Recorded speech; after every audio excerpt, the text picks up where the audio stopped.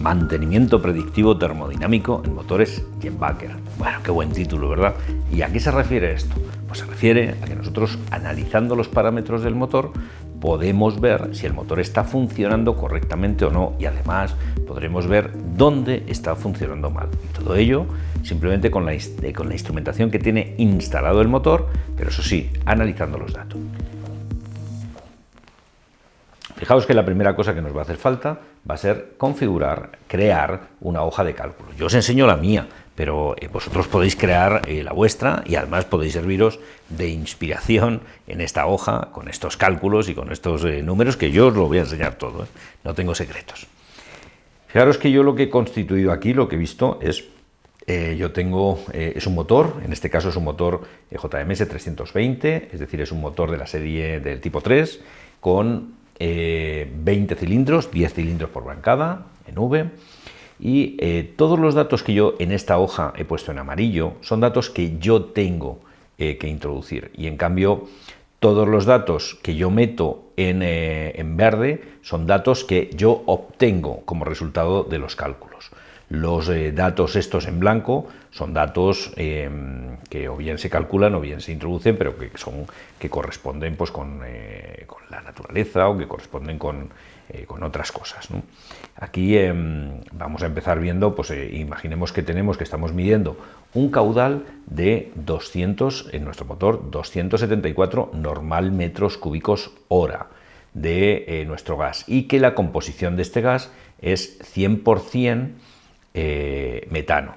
Si no fuera 100% metano, nosotros lo que tendríamos que decirle es cuántos normal metros cúbicos hora y qué composición es la que tiene. Esto lo podríamos introducir. ¿Qué vamos a necesitar hacer para poder utilizar esta hoja? Vamos a tener que calcular el exceso de oxígeno que hay en los humos. ¿Qué oxígeno tenemos en los humos? Para eso vamos a tener que ir con un equipo a medir los humos. Esto no viene en la instrumentación que tenemos en el motor, pero necesitamos este dato necesariamente para poder calcular el exceso de aire. Y fijaros cómo va a funcionar en esta hoja. Nosotros, ya que tenemos, por ejemplo, imaginad que hemos medido que tiene un 10,41% de oxígeno. Bueno, pues nosotros vamos variando esta cantidad, o imaginemos que nosotros hemos medido un 9%, vamos variando esta cantidad, 2.000 kilos por hora. Pues bueno, pues vamos variando esta cantidad y vamos obteniendo aquí hasta que ajustemos con el valor que hemos medido. Claro, podríamos haberlo configurado al revés, es decir, lo suyo sería meter esto y que te diera este dato. Pero como he tenido muy poco tiempo para preparar esta hoja, me ha parecido más sencillo hacerlo así. El lambda resultante será un lambda de 1,74. Todos estos valores se corresponden con los valores que hemos obtenido aquí en la hoja. Es decir, lo primero que tenemos que hacer es, cuando estamos creando esta hoja, que nos coincidan los valores con el datasheet, con los valores de características de este motor. Así que fijaros que nosotros hemos conseguido cuadrarlos todos, 1063 kilovatios, a 1063 kilovatios, y hemos cuadrado cada uno de estos valores. Pero con esta hoja, una vez que la hemos cuadrado en este punto, cuando empecemos a variar, vamos a ver cómo obtenemos los datos que estamos buscando. El principal dato que estamos buscando es el de rendimiento eléctrico del motor. Fijaros que cuando nosotros metemos estos metros cúbicos con el 100% de calidad de metano, nosotros tenemos que calcular la energía de entrada. Bueno, pues la energía de entrada parece fácil. Si nosotros calculamos, pasamos estos normal metros cúbicos a kilos por segundo, y una vez que hemos determinado los kilos por segundo, nosotros solo tenemos que multiplicar por el poder calorífico del gas, es este. Poder calorífico. Aquí en esta tabla Jenbacher nos dice que el low heat value es 9,5 kilovatios hora por normal metro cúbico. Nosotros lo hemos transformado a kilojulios por kilo, y el resultado han sido 51.300. Ese es el valor que nos aparece aquí, exactamente aquí, que es con el que han hecho los cálculos. Si nuestro poder calorífico, el que nos da en nuestro punto de medición, no es este y es otro, pues tendremos que variarlo. Temperatura en los humos, 470. Esto lo obtenemos porque también lo tenemos en uno de estos valores. A ver dónde aparece el 470 como humos, temperatura de humos.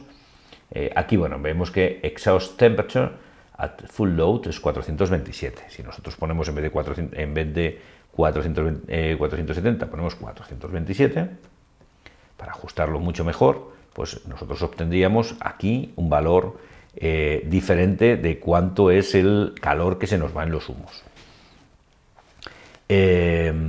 Fijaros que aquí poniendo aquí esta temperatura de los humos, como hemos calculado previamente cuánto es el exceso de aire más el aire que nosotros tenemos, el aire de combustión, que es este 5.496 más estos 2.340, lo que nos va a dar, y sabemos que sale a esta temperatura, sabemos cuánta energía tenemos aquí en estos humos, pero nos hace falta la capacidad calorífica de los humos. Y esto lo hemos calculado, ni siquiera lo hemos estimado, sino que hemos calculado cuál es, aquí en esta hoja, con estos numeritos tan brutos, pero aquí hemos calculado que con esa combustión, cuál va a ser el tanto por ciento en peso y en volumen de los humos.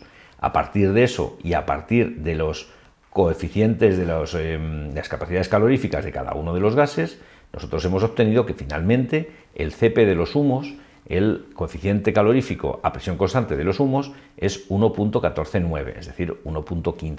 Pero es un dato calculado a partir de los humos que nosotros esperamos tener, 9,5 en oxígeno, 7,2 en vapor de agua, 8,8 de CO2 y 74% en nitrógeno. Bueno, pues ese cálculo, que ha resultado muy sencillo de hacer, ¿qué es lo que tenemos finalmente? ¿Qué es lo que vemos finalmente? Bueno, pues que este poder calorífico es de 1.15. Con eso lo que sabemos es que ¿qué potencia es la que tenemos en los humos? 816,3 kilovatios. Esa es la potencia que tenemos ahí es donde se nos está yendo. De esos 816,3 nosotros podremos recuperar una parte. Hay otra parte que no vamos a poder recuperar, pero sabemos qué potencia hay en estos humos y qué potencia podríamos recuperar de ellos. ¿Por qué no podemos recuperar todo? Porque siempre tendremos que tirar los humos a partir de una temperatura para evitar condensaciones de agua. Si hubiera condensaciones de agua, disolverían en los NOx que tienen los humos, lo convertirían en agua con ácido nítrico, sería un agua muy ácida que oxidaría toda la parte del escape. Entonces necesitamos asegurarnos que tiramos los humos a una temperatura superior a las temperaturas de condensaciones, que no lo he calculado, pero debe andar como por los 110 o por ahí, 100 y algo grados.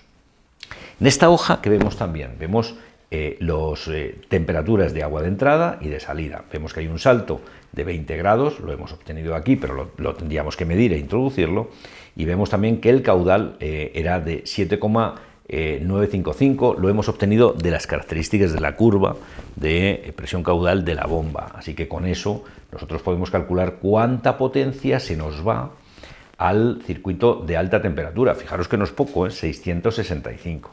Este motor lo que hace es casi todo el calor lo mete en el circuito de alta y solo mete en el circuito de baja temperatura la segunda etapa del intercooler, que es la única potencia que nosotros tenemos que disipar, que es más o menos unos 64 kilovatios. El resto, los 660, lo podemos recuperar.